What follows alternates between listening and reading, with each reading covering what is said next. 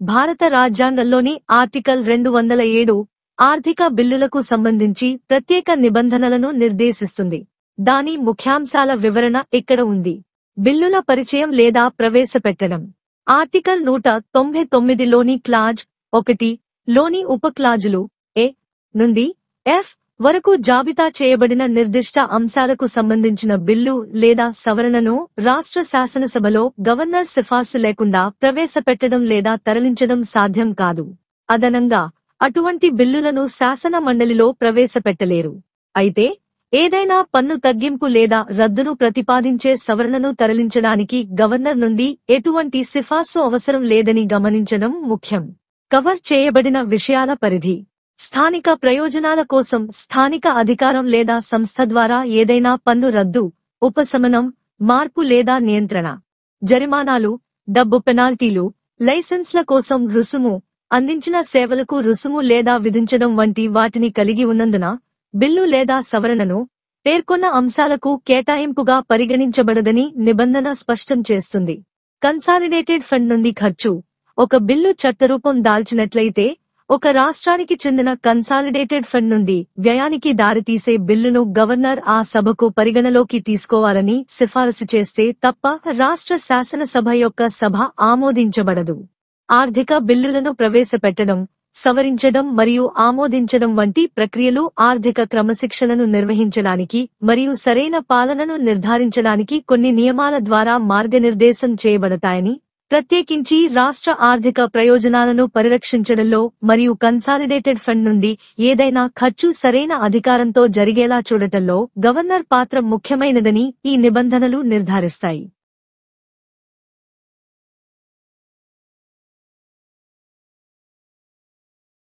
భారత సంవిధానము. భాగము 6. రాజ్యములు. అధ్యాయము 3. రాజ్యశాసన మండలి. విత్తీయ విషయములలో ప్రక్రియ. ఆర్టికల్ 207. విత్తీయ బిల్లులను గూర్చిన విశేష నిబంధనలు. 1. 199వ అనుచ్ఛేదము యొక్క ఖండము 1 లోని ఏ నుండి ఎఫ్ వరకు గల ఉపఖండములలో నిర్దిష్టపరచబడిన విషయములలో దేని కొరకైనను నిబంధన చేయు బిల్లుగాని, సవరణగాని గవర్నరు సిఫారసు మీద తప్ప ప్రవేశపెట్టబడరాదు లేక ప్రస్తావించబడరాదు. అట్టి నిబంధన చేయు బిల్లు శాసన పరిషత్తులో ప్రవేశపెట్టబడరాదు. అయితే ఈ ఖండము క్రింద ఆవశ్యకమగు సిఫారసు ఏదేని పన్నును తగ్గించుటకు లేక ఉత్పాదన చేయుటకు నిబంధన చేయు సవరణను ప్రస్తావించుటకొరకు ఆవశ్యకము కారాదు. 2. జుర్మానాలను లేక ధన సంబంధమైన ఇతర శాస్త్రులను విధించుటకొరకు గాని, లైసెన్సు ఫీజులను లేక చేసిన సేవలకైన ఫీజులను అభ్యర్థించుట, చెల్లించుట కొరకుగాని నిబంధనలను కలిగియున్నదను కారణమాత్రమున, లేక ఎవరేనీ స్థానిక ప్రాధికారిచే లేక ఏదేని స్థానిక సంస్థచే స్థానిక ప్రయోజనములకు ఏదేని పన్ను విధించబడుట, ఉత్సాదన చేయబడుట, పరిహరించబడుట, మార్చబడుట లేక క్రమబద్ధము చేయబడుట కొరకు నిబంధనలు కలిగియున్నదను కారణమాత్రమున ఏదేని బిల్లు లేక సవరణ పైన చెప్పబడిన విషయములలో దేని కొరకైనను నిబంధన చేయునదిగా భావింపబడరాదు. 3. ఏ బిల్లును శాసనము చేసి అమలులోనికి తెచ్చినచో రాజ్య సంచిత నిధి నుండి వ్యయము చేయవలసి వచ్చునో ఆ బిల్లును గవర్నరు రాజ్య శాసనమండలి యొక్క ఏ సదనమునకైనను పర్యాలోచించుటకే సిఫారసు చేసిననే తప్ప ఆ సదనముచే అది pass చేయబడరాదు.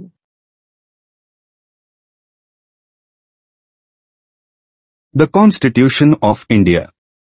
Part 6. The States. Chapter 3. The State Legislature. Procedure in Financial Matters. Article 207. Special Provisions as to Financial Bills. 1. A bill or amendment making provision for any of the matters specified in subclauses A to F of Clause 1 of Article 199 shall not be introduced or moved except on the recommendation of the Governor, and a bill making such provision shall not be introduced in a legislative council. Provided that no recommendation shall be required under this clause for the moving of an amendment making provision for the reduction or abolition of any tax.